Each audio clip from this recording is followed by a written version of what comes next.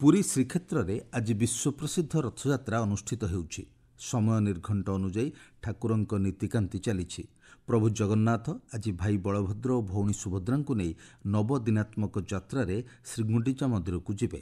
ତିନି ରଥ, ନନ୍ଦିଘୋଷ, ତାଳଧ୍ୱଜ ଏବଂ ଦର୍ପଦଳନକୁ ସିଂହଦ୍ୱାର ସମ୍ମୁଖରେ ପ୍ରସ୍ତୁତ ରଖାଯାଇଛି। ପାଗ ଅନୁକୂଳ ଥିବାରୁ ବଡ଼ଦାଣ୍ଡରେ ଶ୍ରଦ୍ଧାଳୁଙ୍କ ଭିଡ଼ ବଢ଼ିବାରେ ଲାଗିଛି। ଏ ସମ୍ପର୍କରେ ଏକ ରିପୋର୍ଟ। ଆଜି ହେଉଛି ବିଶ୍ୱପ୍ରସିଦ୍ଧ ପୁରୀ ରଥଯାତ୍ରା। ଏନେଇ ରଥ, ପଥ, ଭକ୍ତ ସମସ୍ତେ ପ୍ରସ୍ତୁତ। ଆଷାଢ଼ ଶୁକ୍ଳ ଦ୍ୱିତୀୟା ତିଥିରେ ମହାପ୍ରଭୁ ଶ୍ରୀ ଜଗନ୍ନାଥ ବଡ଼ଭାଇ ଶ୍ରୀ ବଳଭଦ୍ର, ଭଉଣୀ ସୁଭଦ୍ରାଙ୍କ ସହ ରତ୍ନବେଦୀରୁ ଜନ୍ମବେଦୀକୁ ନବଦିନାତ୍ମକ ଯାତ୍ରାରେ ବାହାରିବେ। ଚଳିତ ବର୍ଷ ରଥଯାତ୍ରାକୁ ଶାନ୍ତି ଶୃଙ୍ଖଳାର ସହ ଆୟୋଜନ କରିବା ପାଇଁ ସରକାର ଏବଂ ଜିଲ୍ଲା ପ୍ରଶାସନ ପକ୍ଷରୁ ବ୍ୟାପକ ବନ୍ଦୋବସ୍ତ କରାଯାଇଛି। ଆଜି ସକାଳ 9ଟାରେ ତିନି ରଥକୁ ପ୍ରତିଷ୍ଠା କରାଯିବା ପରେ 9:30ଟାରୁ ଠାକୁରଙ୍କର ଗୋଟି ପହଣ୍ଡି ଆରମ୍ଭ ହେବ। ଆକାଶବାଣୀ କଟକ ସମ୍ବାଦ ବିଭାଗ ପାଇଁ ମୁଁ ସ୍ମୃତି ରେଖା ତାରିଣିଆ। ସୂଚନା ଅନୁଯାୟୀ ଆଜି ସକାଳେ ମଙ୍ଗଳ ଆଳତୀ, ତଡ଼ପ ଲାଗି ଏବଂ ଦ୍ୱାରପାଳ ପୂଜା ନୀତି ସମ୍ପନ୍ନ ହୋଇଛି। ମଧ୍ୟାହ୍ନ 12:30 ସୁଦ୍ଧା ପହଣ୍ଡି ଶେଷ କରାଯାଇ ଗୋଟାଏ ମଧ୍ୟରେ ଶ୍ରୀ ଶ୍ରୀ ମଦନ ମୋହନ, ଶ୍ରୀରାମ ଏବଂ ଶ୍ରୀକୃଷ୍ଣ ବିଜେ କରିବେ।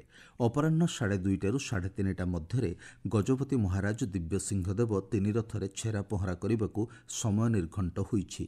ଅପରାହ୍ନ 4ଟାରେ ଚାରମାଳ ଫିଟା, ଘୋଡ଼ା ଏବଂ ସାରଥୀ ଯୋଚା ଯାଇ ମହାପ୍ରଭୁଙ୍କ ରଥଟଣା ଆରମ୍ଭ ହେବ। ରଥଯାତ୍ରା ପାଇଁ ପୂର୍ବତଟ ରେଳପଥ ପକ୍ଷରୁ 365ଟି ସ୍ୱତନ୍ତ୍ର ଟ୍ରେନ୍ ଚଳାଚଳ କରୁଥିବା ବେଳେ ପ୍ରତ୍ୟେକ ଜିଲ୍ଲାରୁ ପୁରୀକୁ ପରିବହନ ବିଭାଗ ପକ୍ଷରୁ ସ୍ୱତନ୍ତ୍ର ବସ୍ ସେବା ସହିତ 200ଟି ଅଟୋରିକ୍ସା ବ୍ୟବସ୍ଥା କରାଯାଇଛି। ରଥଯାତ୍ରା ପାଇଁ ସ୍ୱାସ୍ଥ୍ୟ ବିଭାଗ ପକ୍ଷରୁ 387 ଜଣ ଡାକ୍ତର, ପାରାମେଡିକାଲ ଷ୍ଟାଫ୍କୁ ନିୟୋଜିତ କରାଯାଇଛି। ଶାନ୍ତି ଶୃଙ୍ଖଳା ରକ୍ଷା ନିମନ୍ତେ 21 ଜଣ IPS, 1200 ଅଫିସରଙ୍କ ସମେତ 205 ପ୍ଲାଟୁନ୍ ପୁଲିସ ଫୋର୍ସର ବ୍ୟବସ୍ଥା କରାଯାଇଛି।